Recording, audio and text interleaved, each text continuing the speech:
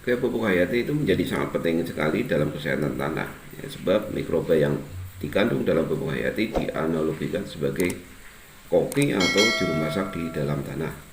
Nah, sebagai koki tentunya mikroba tersebut menjalankan berbagai siklus hara di dalam tanah sehingga tanaman dapat menyerap hara lebih efisien dan keberlangsungan tanah sebagai media tumbuh tanaman itu dapat lestari.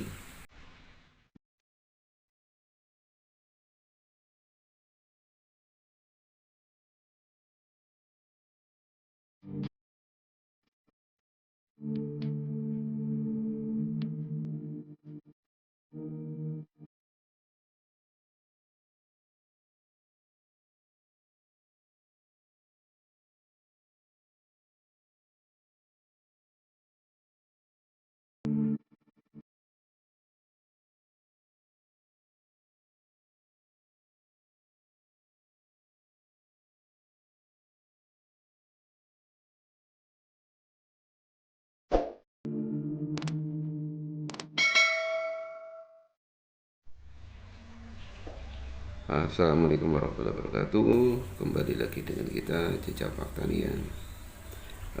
Banyak petani-petani kita ya yang mungkin belum banyak menggunakan yang namanya pupuk hayati ya. Ya, ini adalah di depan kita kebetulan adalah ada satu pupuk hayati di mana nanti akan di kemasannya itu bisa tertera banyak sekali manfaatnya ya. Jadi seperti yang kita tahu bahwa pupuk hayati ini berisi biasanya adalah bakteri-bakteri yang sangat menguntungkan tanamannya. Ini kebetulan di sini adalah bantuan dari Direktorat Jenderal Hortikultura Kementerian Pertanian untuk tanaman kapulaga ya. Nah ini ada 7 untuk merek ini kebetulan ada 7 yang 7 macam bakteri yang ada di dalamnya ya. Secara umum ya mungkin bisa kita baca dalam manfaat pupuk hayati ini adalah mikroba fungsional berfungsi untuk mengikat unsur nitrogen dari zona perakaran dan melepaskan fosfor yang terikat dan kalium ya. Kalium terikat dari jerapan tanah sehingga menghemat penggunaan pupuk NPK dalam budidaya tanaman.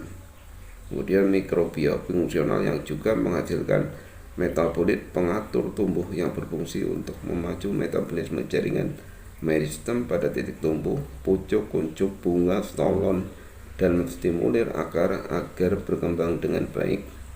Fungsi-fungsi lain adalah melindungi akar dari gangguan hama dan penyakit, kemudian sebagai bioaktivator, perombak bahan organik, dan sebagai penawar racun beberapa logam berat ya. Nah ini tadi gambaran secara umum. Kalau kita bedah satu persatu, memang kalau untuk Rhizobium adalah sebagai P4N, kemudian Azotobacter adalah sebagai penawar racun logam berat, kemudian Azospirillum, kemudian Pseudomonas bacillus sebagai antibiotik, Streptomyces, Aspergillus dan sebagainya. Ini semuanya sudah disampaikan di di kemasannya. Kemudian secara umum adalah sebagai penambat nitrogen, pelarut fosfat, perombak bahan organik, dan pembentuk pintil akar. Kemudian patogenisitasnya adalah negatif, kemudian mikroba kontaminan E. coli itu negatif, dan Salmonella sp itu negatif ya. Jadi ini sangat bermanfaat sekali buat para petani ya, terutama untuk petani kapulaga, di mana kebanyakan tanah-tanah di Kecamatan Rembang adalah tanah-tanah yang agak liat ya.